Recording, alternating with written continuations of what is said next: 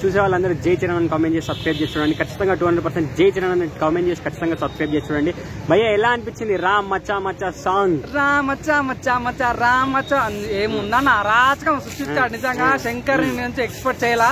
So ఎవడెవడైతే మొన్న శంకర్ కి Bharat two flop అయినప్పుడు రిటర్న్ మీద తీసుకున్నాడు, ప్రతి ఒక్కడు కూడా నిజంగా కుర్చీ మడత పెట్టేశాడు అన్న ఫీలింగ్ వచ్చిందన్న. మీరు చూడన్న ఎంత బాగుంది అంటే మన రామ్ చరణ్ అన్న ఎంత ఎనర్జెటిక్ అనిపించాడు, ఎంత యంగ్ గా అనిపించాడు అంటే అంత. మీరు చూడన్న హెలికాప్టర్ షాట్ దిగుతున్నప్పుడు అరే నిమ్మ మన ఇండియా ఫీలింగ్ వచ్చి అంటే బయట దేశానికి ప్రెసిడెంట్ కొడుకు ఏమన్నా ఫీలింగ్ వచ్చింది అన్నమాట. అంత బాగా చూడన్నా. నేను ఆ సాంగ్ మొత్తం అబ్జర్వ్ చేసిన. మన సహజంగా రామ్ చరణ్ అంటే ఎవరు మనకు తెలిసింది మెగా పవర్ స్టార్.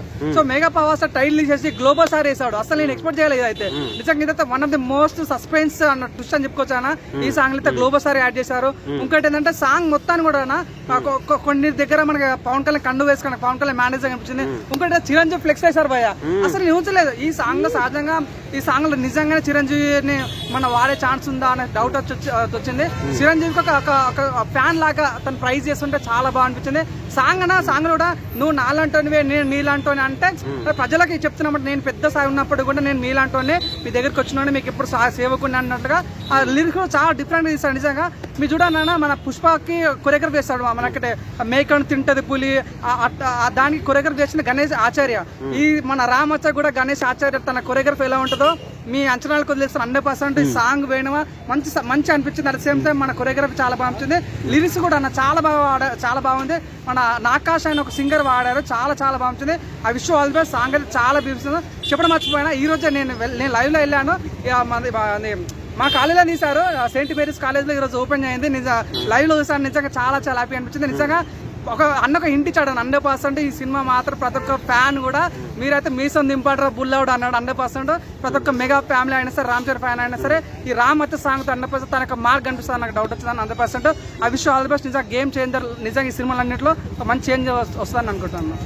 అంటే ఇప్పుడు చిరంజీవి పోస్టర్ రావడము అంటే దానికి ప్రేజ్ చేయడము, అలా తండ్రికి కొడుకు ప్రేజ్ చేయడం అదంతా ఎలా అనిపించింది ఆ రిలేషన్షిప్ అన్న? తండ్రికి తగ్గ తనయుడు రావు లెక్కన తండ్రిని మించెను అన్నట్లుగా. అంటే ఆయన పొగుడుతున్నప్పుడు నిజంగా అరే ఎంత ఇష్టం ఉంటే అంత పెట్టుంటారు అన్న ఫీలింగ్ వచ్చింది. సో నిజంగా నేనే నాట్ ఓన్లీ రామ్ చరణ్ అన్న, ప్రతి ఒక్క హీరో కూడా మెగాస్టార్ అంటే తెలియని అభిమానం అనమాట.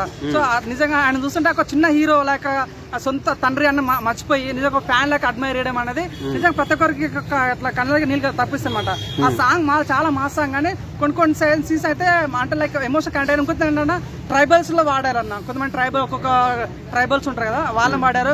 ఇంకొక షాట్ ఉన్నదన్న రోడ్ మీద, అంటే మెయిన్ పబ్లిక్ రోడ్ మీద ఒక మంచి మాస్ స్టెప్ వేసాడు. ఆ స్టెప్ అయితే కూతురు. ఇంకోటి స్టెప్ అబ్జర్వేషన్ నేను ఢిల్లీలో అన్నాం. అంటే తను ఒక ఐఏఎస్ ఆఫీసర్ గా ఉంటాడు, తన హెలికాప్టర్ నుంచి వస్తాడు, ఢిల్లీలో ప్రజలతో సాంగ్ చేసే సీన్ ఉంది భయ.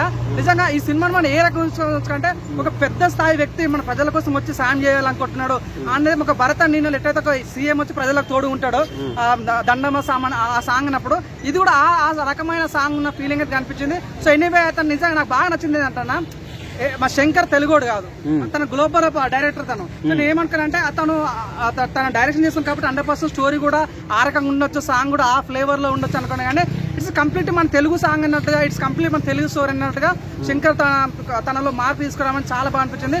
సో ఎనీవే అయితే బీ బస్ అని చెప్పొచ్చు, కానీ అరాచకం అని చెప్పుకోవచ్చు. ప్రతి ఒక్క ఫ్యాన్ కూడా దాచేసి మీసం తిప్పాడు అబ్బాయిలు. నిజంగా మన గ్లోబల్ స్టార్ రామ్ చరణ్ మాత్రం ఈసారి రచ్చనే ఉండబోతున్నా.